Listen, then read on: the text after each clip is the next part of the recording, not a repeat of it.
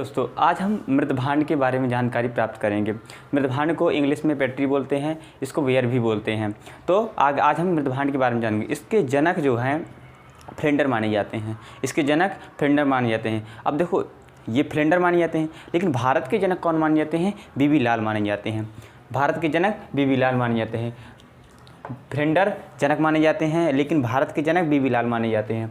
अब इसको अध्ययन कैसे करते हैं? देखो इसको जो मृदभांड का अध्ययन किया गया उसे एक क्रम में ज्ञात किया गया। हड़प्पा में ज्ञात किया गया, फिर आर्य वैदिक काल में ज्ञात किया गया, महाजनपद काल में, इसी एक क्रम में ज्ञात किया गया। इसलिए इसको अल्फ़ाबेट क्रम या वर्णमाला क्रम भी बोलते हैं। इसको वर्णमाला क्रम में ज्ञात किया गया। अब देखते हैं कि सर्वप्रथम कहाँ पाया गया है। सर्वप्रथम नवपाषाण काल में इलाहाबाद जो प्रयागराज हो गया है, वहाँ पर सर्वप्रथम देखा गया। अभी तो इसको अध्ययन कैसे करते हैं? जो मृदभांड है इसको अध्ययन कैसे करते हैं? देखो मृदभांड को अध्ययन करने के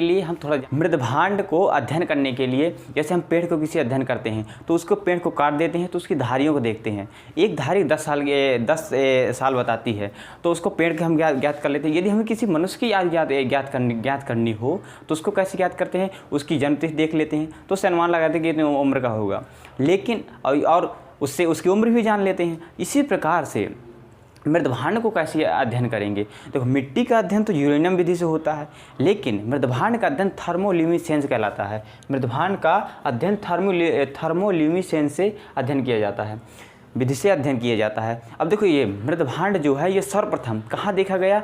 ये नवपाषाण में देखा गया है, लेकिन ये सबसे ज़्यादा कहाँ पाए गए? सबसे अधिक कहाँ पाए गए? हस्तिनापुर में सबसे अधिक पाए गए। हस्तिनापुर कहाँ पड़ता है? हरियाणा में पड़ता है। हस्तिनापुर हरियाणा पड़ता है।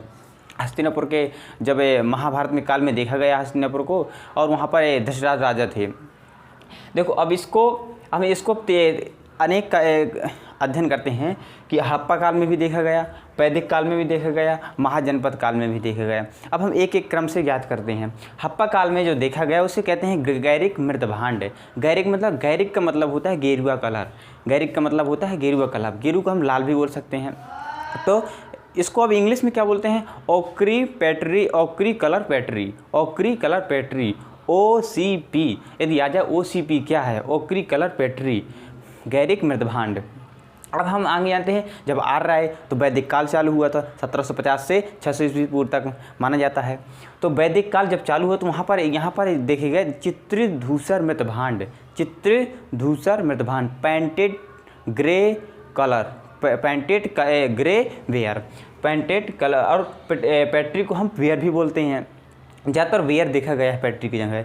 तो इसको ग्रे का, अब देखो धूसर क्या होता है? ग्रे कलर होता है। धूसर ग्रे कलर होता है। तो पेंटेड ग्रे वेयर PGW। यहाँ पर जो मृदभांड देखे हुए प्रीमियम देखे गए। प्रीमियम मतलब एक्स्ट्रा ऑर्डिनरी, अच्छे तरीके से देखे गए। अब देखो प्रीमियम क्या होता है? यदि हम कहीं ट्रेन की टिकट कटाते हैं तो जनरल की जब कटाते हैं तो कितनी भीड़ भाड़ होती है, तो वो उसमें कितनी भीड़, उतनी सुविधा नहीं होती है। लेकिन वही टिकट हम यदि AC के लिए कटाते हैं तो उसमें बहुत अच्छी सुविधा होती है, एक प्रकार की एक्स्ट्रा सुविधा होती है। तो इसी प्रकार के प्रीमियम में इसमें मतलब और अच्छी तरीके से देखे गए।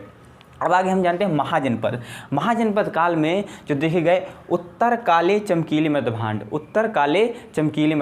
अब देखो महाजनपद ज़्यादातर उत्तर में ही, ज़्यादातर जितने महाजनपद पाए गए वो उत्तर में ही पाए गए। अब जो दक्षिण में है कुछ ही मृदभांड, एक दो महाजनपद पाए गए। जिस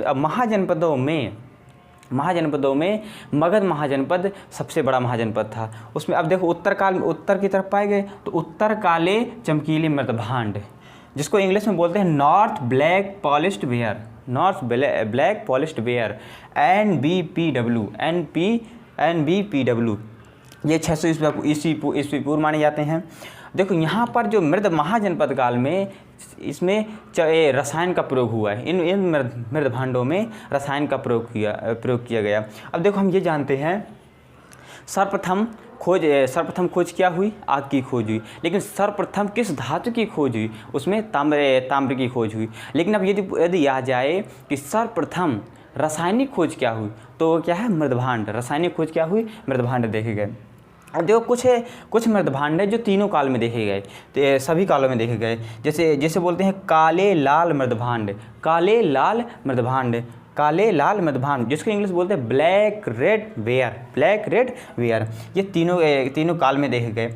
सभी काल में ताम्रकाल से लेकर के महाजनपद काल तक, हड़प्पा सभ्यता, इन सब में देखे गए।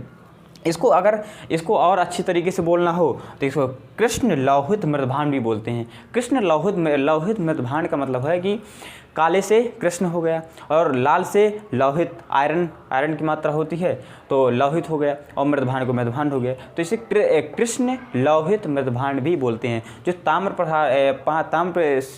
प्रसारण काल से लेकर के, चिलकोल से लेकर के महाजनपद काल तक पाया गया है।